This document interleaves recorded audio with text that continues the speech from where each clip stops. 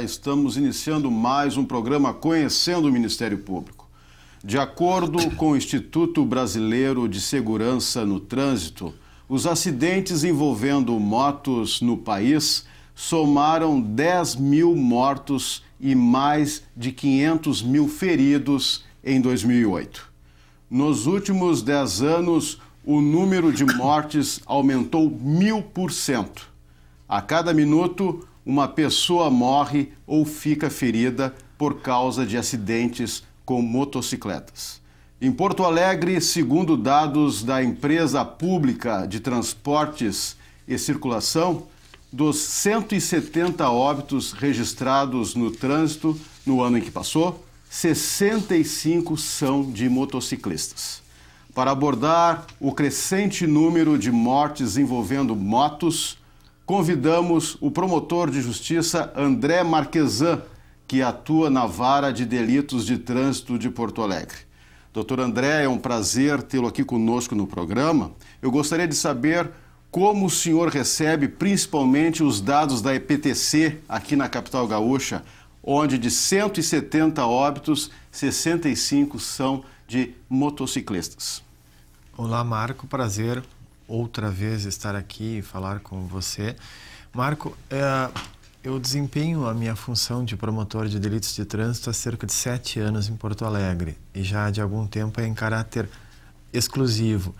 E a par dessa estatística, a minha percepção particular é de que realmente os acidentes envolvendo os motociclistas, não apenas com relação ao óbito dos motociclistas, mas aqueles que eles também causam óbito, embora o motociclista não faleça, têm sido os mais expressivos. E esse dado da EPTC mostra que aproximadamente 80-85% de óbitos em Porto Alegre envolve ou o motociclista como vítima ou o motociclista como atropelador.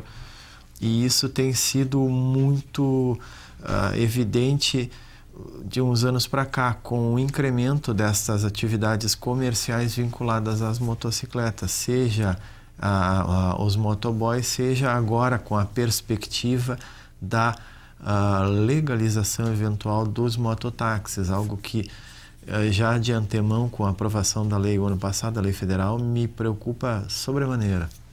Certo. Em Porto Alegre, as motos representam 11% da frota, um pouco mais de 80 mil, porque temos aí 800 mil veículos, é isso?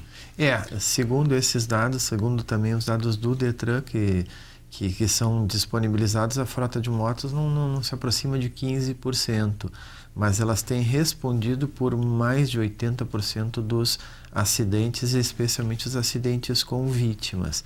Dos mortos por trânsito, motoristas de motocicleta, é mais do que um por semana, um e meio por semana. Em São Paulo, na capital, na cidade de São Paulo, são aproximadamente 3 ou mais por dia. Então, nós estamos assistindo, inclusive em nível nacional, conforme a estatística que você apresentou, nós estamos assistindo de uma maneira especialmente dramática uma guerra civil. E uma guerra civil que no trânsito já é por si só preocupante com relação aos motociclistas é mais preocupante porque tudo indica, lamentavelmente, que tende a aumentar. Pela sua experiência, doutor André, nesses acidentes aqui em Porto Alegre, há muitos sem que o piloto esteja sem habilitação? Olha, a maior parte dos delitos de direção sem habilitação em Porto Alegre envolvem condutores motociclistas. A maior parte dos motociclistas são pessoas jovens que receberam a moto de um familiar, da mãe, do pai que comprou para trabalhar. Então, a profissão de motoboy ou a profissão de entregador é vista como uma espécie de salvaguarda, um recurso para o subemprego. Então, rapidamente, alguns de 18 anos pegam a motocicleta e vão pagando a própria motocicleta e a habilitação quando fazem com os lucros da motocicleta que advirão. Uma habilitação hoje, em termos práticos, não sai por menos de aproximadamente R$1.000, ainda que os valores efetivos sejam menos, mas ela custa R$1.000. É pouco frequente e pouco lógico que um rapaz de uma zona mais humilde de Porto Alegre tenha R$1.000 com 18 anos completos. Se ele tem que pagar a moto em R$1.000, ele provavelmente vai comprar a moto, às vezes e mais frequentemente é uma moto de segunda, terceira mão, com documentação extremamente complicada, por isso que ela é mais barata. Algum familiar ajuda ele e neste passo ele vai vendo se arruma dinheiro para ter habilitação. Então tem aumentado incrivelmente esse delito e incrivelmente os problemas que essa situação acarreta, seja a falta de treinamento desse motociclista, seja o arroubo natural da juventude. Agora no interior, e eu creio que em qualquer cidade do Brasil, há muitos condutores sem habilitação. Isso acontece muito, eu creio. Eu fiquei 8 anos no interior como promotor, 3 anos em Sarandi e naquela região, não só em Sarandi. Eu costumo dizer que acho muito, muito pouco provável que um filho de agricultores, como se diz, um filho de colonos, vamos tomar um exemplo de Constantino Liberato Salzano, disponha de R$1.000 para custear a habilitação do filho. É muito, muito pouco provável. Às vezes isso é um lucro individual de uma safra de uva de um ano inteiro para um familiar. Então, eu tenho para mim uma estatística particular dos meus tempos de interior e uma percepção de Porto Alegre que isso é bastante frequente. Eu acho que, eu costumo dizer que em determinados horários, seguramente 1/5 dos motoristas em geral, envolvidos até os motociclistas, ou o carro não tem licenciamento, ou a habilitação está vencida, ou não tem habilitação, ou a habilitação está suspensa. Eu acho que seguramente 1/5 ou mais, ou até 1/4, não teriam condições de rodagem. Isso especialmente para os motociclistas. Agora, há notícias que o sindicato da categoria prepara ações, campanhas para pelo menos melhorar a imagem da profissão de motoboy, porque às vezes a profissão até está sendo, como é que eu vou dizer, vista como uma profissão irresponsável. Nós temos uma visão do motoboy que é uma visão assim um pouco esquizofrênica, até nós como consumidores. Eles mesmos usam a expressão de que nós gostamos da pizza quente, não interessa como ela chega na nossa casa. Ainda que o motoboy tem que fazer uma contramão e trafegar em cima de uma calçada. Nós queremos a pizza quente. Então, é frequente que nós exijamos do entregador a pressa. E, a partir disso, tudo pode ocorrer em função da nossa exigência de pressa. Em função da nossa exigência de pressa, o que não se vê no trânsito na rua. Eu estava passeando pela internet com relação a esse tema, é muito fácil, se você colocar mototáxi e colocar Porto Alegre, vai ver no mecanismo de busca Google algumas apresentações, por exemplo, um deles se apresenta como Motoflash, mototáxi em Porto Alegre. Flash em inglês é rápido. Quer dizer, todos os serviços em geral, Moto Express, Motoflash, ultra rápido. E nós consideramos essa avaliação quando nós exigimos do motociclista a pressa, a entrega de um documento, a entrega de um gênero alimentício, a entrega de um filme. Nós exigimos esse comportamento do motociclista. Infelizmente, nós também não exigimos.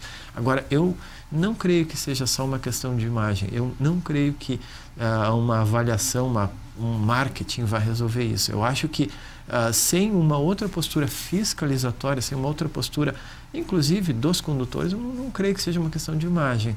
A avaliação, acho que essa avaliação está equivocada, não é de imagem o problema é realmente de educação, mas a educação é uma proposta de longo prazo e fiscalização. Eu acho que continuam sendo os grandes dramas do nosso trânsito, educação e fiscalização. Há um mês, mais ou menos, até aconteceu um episódio lamentável aqui em Porto Alegre, onde uma professora, ao auxiliar um deficiente físico a atravessar a rua, foi atropelada por uma moto e morreu. O que o senhor diz disso? Eu procurei me inteirar dessa situação, eu já havia entrado em contato com o delegado de polícia, eu não sei ainda com relação à prova formatada. Porque há uma informação de que essa professora ela fazia uma travessia numa faixa de segurança, mas uma faixa de segurança com semáforo. E no caso, o semáforo prefere a faixa de segurança. A informação que existe divulgada é que o semáforo estava fechado para os veículos. Então, o semáforo fechado para os veículos, de qualquer forma, a preferência seria da pedestre. O que eu posso dizer justamente dessa avaliação das motocicletas é que a motocicleta é um veículo muito pequeno em relação ao carro.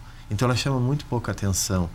Não é por outra razão que existe a exigência de que a motocicleta trafegue com o farol sempre ligado, para que ela chame mais atenção. É muito fácil uma motocicleta passar despercebida no trânsito. Uma motocicleta em algum horário de final de tarde, dependendo, você simplesmente não vê, só vê quando ela passou. Ainda que ela não desenvolva uma velocidade excessiva, uma motocicleta a 50 km por hora, a minha experiência é que as pessoas dizem que ela está a 70, 80, porque é um veículo leve, rápido e pequeno. Então a motocicleta neste particular, e até neste particular dessa senhora, porque ela é muito fácil de trafegar, ela é realmente um risco muito maior que o carro. A frota de motos, você colocou a estatística, está em 11%, 12%, e os acidentes estão em 80%. Quer dizer, uma motocicleta, por essa comparação numérica simples e primária, é 8 vezes mais risco no trânsito que um carro. Porque um veículo de grande porte é visto por todo mundo. Um veículo de pequeníssimo porte, como uma motocicleta dessas de 125 cilindradas, é um veículo leve, um veículo rápido, um veículo que passa entre os carros e passa frequentemente despercebido dos carros e dos pedestres. Você pode estar atravessando uma faixa de segurança, cuida 2 carros, cuida 2 veículos, e o terceiro é uma motocicleta que passa pelo lado e você simplesmente não vê. Ela passa por trás de um veículo e você não vê. E ocorre muito assim, final de tardes, né, que isso aí deixa muitos motoristas até nervosos, né? Lá vem o motoqueiro, né? Ele olha pelo retrovisor, de repente vem aquele motoqueiro com aquela caixa, né? Atrás, o baú, e se ele riscar o carro, ele nem para, né? É difícil disso acontecer. Porque e aí vem a propósito do que eu falei. Muitos dessas motocicletas estão irregulares. Acontece frequentemente de se processar um motociclista porque ele fugiu de uma barreira. A alegação deles eu não tinha carteira, o licenciamento estava vencido. Então algumas dessas situações se tornam dramáticas porque o motociclista não vai parar. Especialmente se for esse motociclista que eu falei, um motociclista jovem que está se virando, acreditando que é assim que ele tem que ganhar a vida. Ele não tem habilitação, a moto está vencida e ele sabe que se prenderem a moto vai ficar perdida. Por quê? Porque ele pagou R$ 1.500 por uma moto ou R$ 2.000.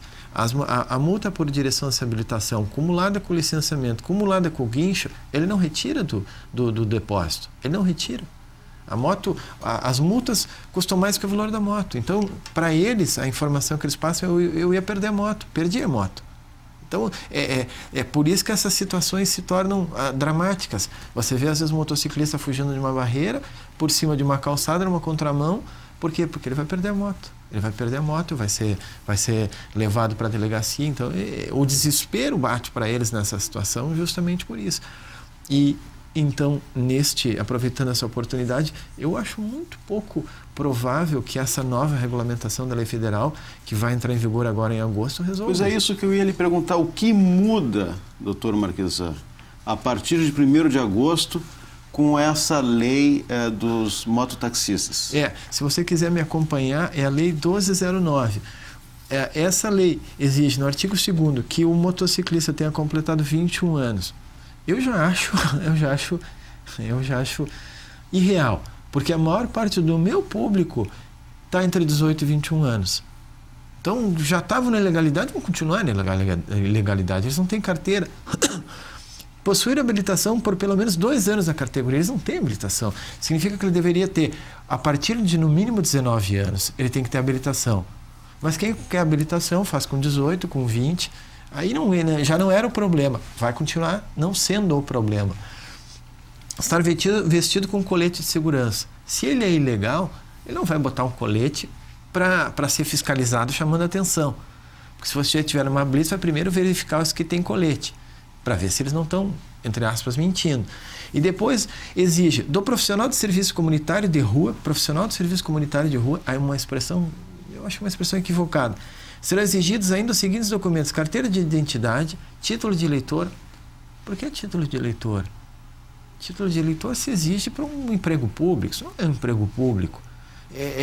Ao mesmo tempo que facilita, que cria o serviço, ou que aceita o serviço de mototáxi, que é possível, exige CPF, exige título de eleitor, atestado de residência. Quem que vai dar o atestado de residência? Certidões negativas das áreas criminais. Algumas dessas pessoas até cometeram delitos, eventualmente, e estão se recuperando. Você está até sonegando de uma pessoa decente, e decente que eu falo, uma pessoa que pagou a sua pena, que, de repente, o crime que ele cometeu não tem nada a ver com o trânsito, e um crime que, apesar de ser um crime mais grave de todos, que é o homicídio, a minha experiência de júri, algumas dessas pessoas tiveram momentos de fúria, porque brigaram com o vizinho, entraram numa briga, a vítima morreu, ele foi condenado, tem que ser condenado, cumpriu a pena, mas o que tem que isso a ver com o desempenho do serviço de motociclista, de motoboy? Para mim é um paradoxo. Parece que está impedindo até a recuperação de algumas pessoas, dentre as que cumpriram pena, que são recuperáveis. Eu acho, inclusive, que esse artigo, não vou questionar eu aqui a constitucionalidade, mas eu acho que a constitucionalidade já está meio arranhada. Certo. E a lei também não exige que o motoqueiro faça algum curso de especialização? Mas exige. Adiante a lei vai exigir um treinamento, um curso específico. Mas se você pensar dos motoristas de táxi, eles já existem, esse curso já existe. Se você desempenhar uma atividade remunerada ao volante, você tem que ter uma habilitação mais qualificada, uma habilitação diferenciada. A habilitação de quem exerce atividade remunerada ao volante, você pode olhar na sua habilitação, ela tem um campo de observações. Se você usa óculos, tem escrito ali, obrigatório uso de lentes corretivas, exerce atividade remunerada, porque se houver essa observação, se você está transportando um passageiro e exerce e não consta ali, você está cometendo uma infração. Você não é habilitado para transportar passageiros. Quem transporta passageiros ou carga sempre teve que ter curso. Então, na lei, na verdade, está quase que repetindo o que existia. Todas as exigências vão funcionar num universo de legalidade, nessas pessoas que já não têm habilitação? Olha, eu não sei se isso vai ser efetivo, e temo pela inefetividade e temo, honestamente, pelo aumento dos acidentes. Acho que nós estamos cuidando muito equivocadamente dessa parte das motocicletas. Que quem já teve a oportunidade de visitar outros países sabem que não se permite, em geral, que, por exemplo, o motociclista trafegue entre os veículos. Não se permite isso. Claro. Agora, muitas vezes, o motoboy ele fica vulnerável em algumas situações. Por exemplo, se ele para numa sinaleira, ele carrega dinheiro, carrega algum bem, então talvez algumas atitudes se expliquem por aí. Uma das queixas que eu li de um sindicato de motociclistas era justamente essa, que não é o problema da moto, é o problema do desrespeito no trânsito. É verdade.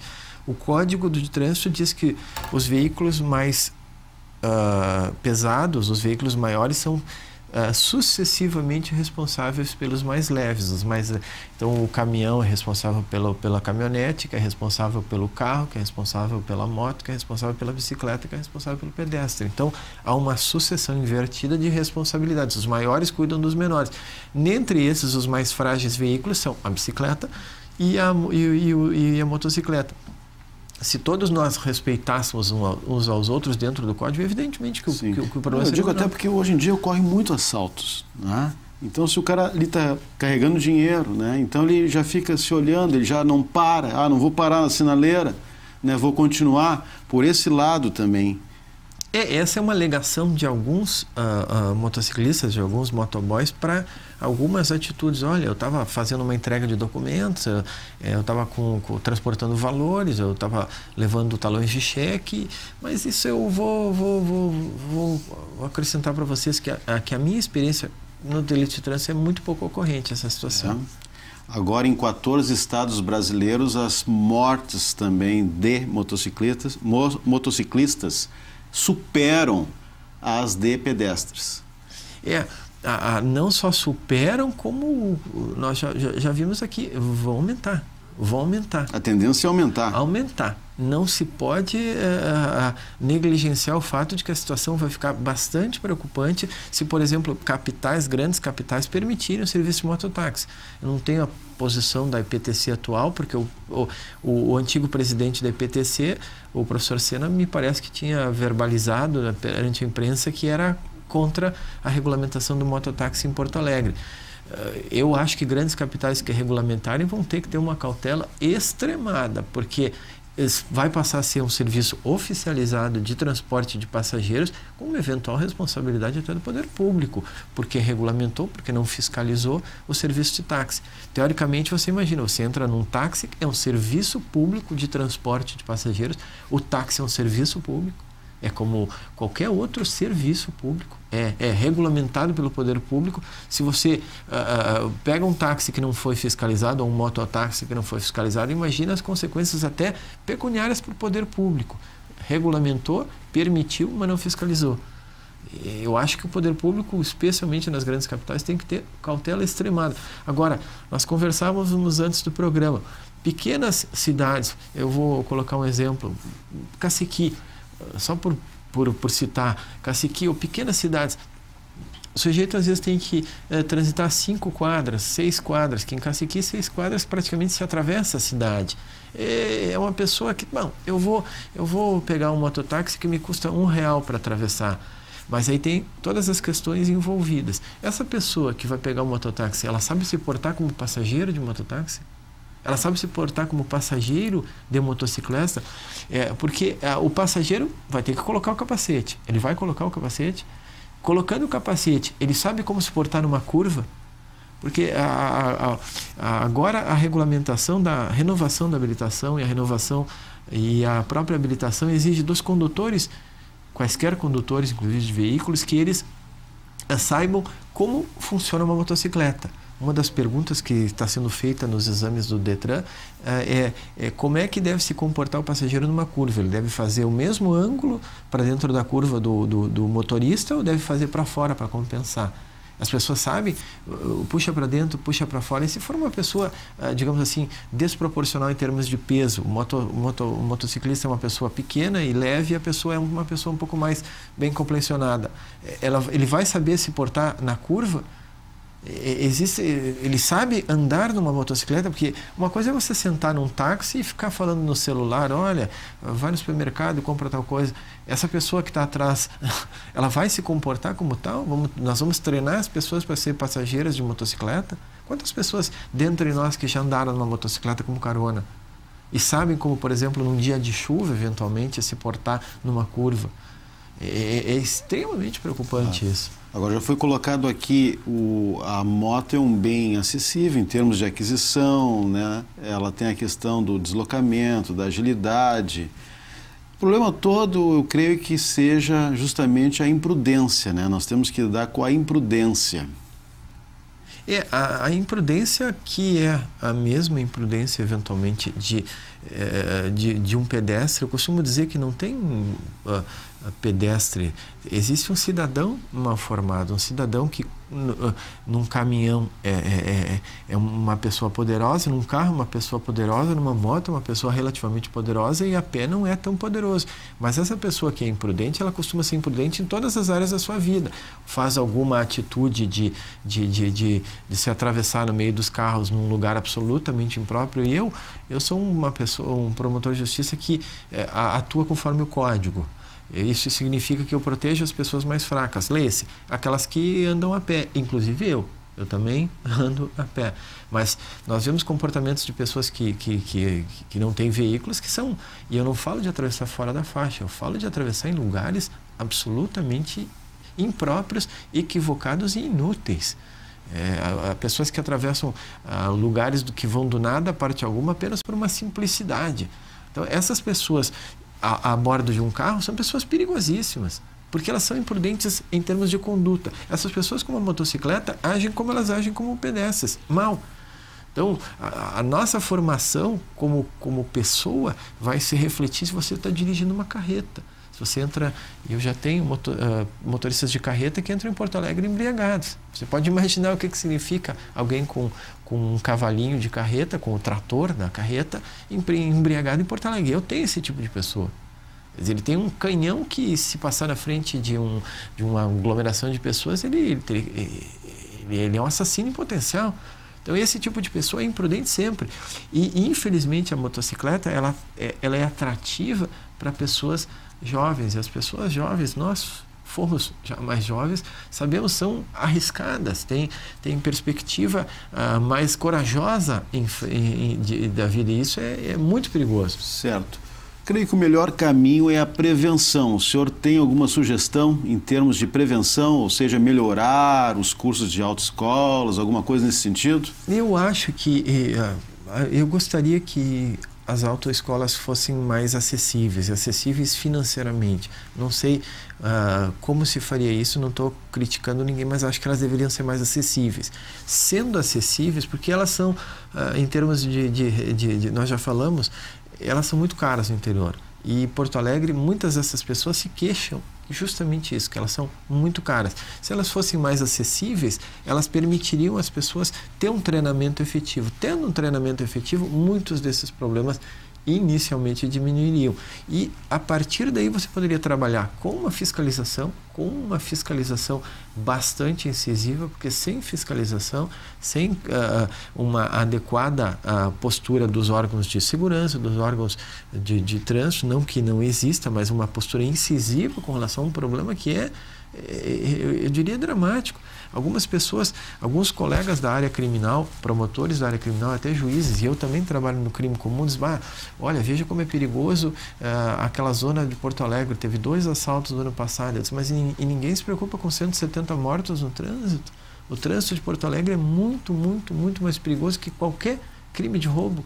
É infinitamente mais perigoso e está matando todo mundo. Só que, de alguma maneira, nós relativizamos o problema do trânsito. Culturalmente, nós relativizamos. Nós nos acreditamos imunes, nós nos acreditamos que as nossas providências podem ser suficientes. Em um trânsito cada vez mais conflagrado, um trânsito que as estatísticas mostram, são licenciadas quantas motos novas por dia, fora as que não são licenciadas. Quantos veículos entram em Porto Alegre por dia? 60, 70, 80? Em São Paulo, capital, acho que são 400, 500 veículos por dia. Ok, então, doutor André Marquesan, promotor que atua na Vara de Acidentes de Trânsito em Porto Alegre. Mais uma vez eu agradeço sua presença, sua gentileza em aceitar nosso convite. Nós vamos ficar por aqui e na próxima semana voltaremos com mais um assunto de interesse no Conhecendo o Ministério Público. Até lá!